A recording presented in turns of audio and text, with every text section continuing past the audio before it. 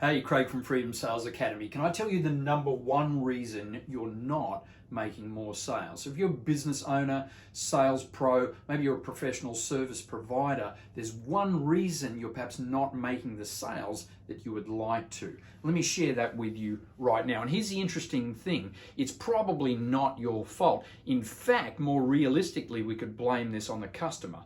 But you never get the opportunity to tell the customer it's their fault, and quite likely nothing's going to change from them. If we're going to change it, it has to come from us. That number one reason we're not making more sales is boiled down to one thing,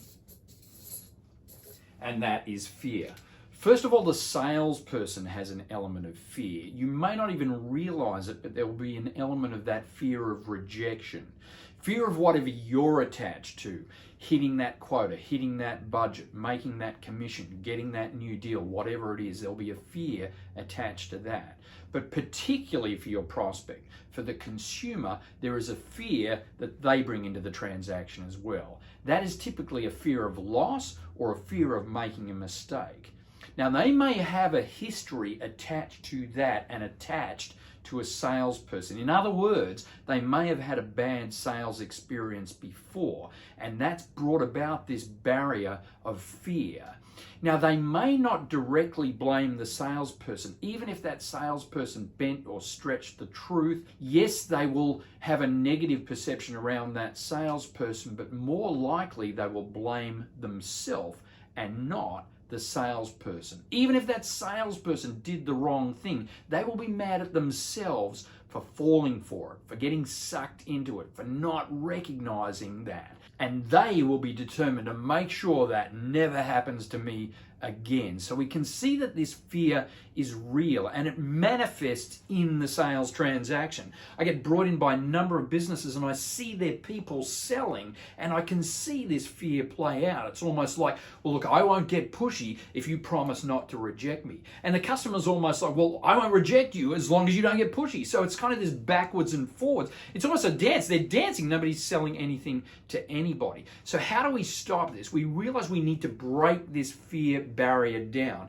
And in the last video, we talked about selling more like a doctor versus a salesperson. The number one difference in that is a salesperson does a lot of talking, whereas a doctor asks questions. Now, I get it. You've been told to ask questions in sales before. I know that. There's nothing new about that. You might have been told open-ended questions, closed questions. You'll probably be taught to ask leading questions or qualifying questions. It's often the type of questions you've been taught to ask, though, end up making the client, making the prospect feel like it's more a police interrogation than the way the doctor does it. The doctor's asking questions because they genuinely want to know what's wrong, where the patient's at, what they're looking to improve, where they want to get to. They need to know this in order to make the correct diagnosis or the correct prescription and recommendation. So this is the way that we want to think in the sales transaction if we're going to break down this barrier of fear. And the way we do it is with questions, but the right type of questions. So not the kind of questions, are you ready to do business yet? Are you in the market today? What's it going to take to get a positive decision today? And I wish I was making some of this up, but it's true. These are the kinds of questions we're taught to ask. Nothing will make that barrier come up faster or that fear kick in more. So we want to be asking the kind of questions that open people up versus close them down. We want to get to the truth of what's really happening for them. So when we think about the type of questions we're going to ask, think of them in a sense of not so much asking a whole bunch of questions to find out 52 different reasons as to why somebody should buy off us. More what we're going to do is we're going to try and go deeper and find out what's really important. So the kind of questions that go vertical, not horizontal. We're going to try and find out one or two or three real reasons that they may want to buy. If we don't do that, we'll often hear things that aren't the real reason. So we'll hear things like, well, I'll go away and think about that. Or that sounds great. Can you get back to me? Or can we have a follow-up meeting or call? And of course they go into a never-ending meeting and you never hear from them ever again. So what type of questions do you ask? And what does this mean? What am I showing you here? So instead of asking lots of different questions, we ask a few key questions. So, why is this important to you? Or what's important to you about whatever our product or service is?